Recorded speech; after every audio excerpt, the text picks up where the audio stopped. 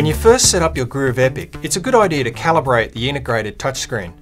You generally only have to do this when your EPIC comes from the factory or after you factory reset your Groov EPIC. Before you select this option from the menu, first select the stylist used to touch on the screen. You want something fine but not sharp, something like a retracted pen. From the front screen of the Groov EPIC, touch on System, then Display. The top option is Calibrate Internal Screen. Once you select this option, you need to complete all 4 steps within a few moments. Simply touch each crosshair in each quadrant of the screen as they light up.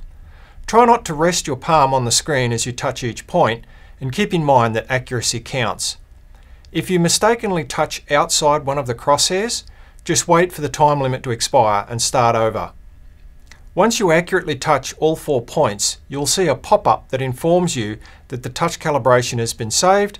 Click Close on this pop-up and you're done. For more information, check out training.opto22.com.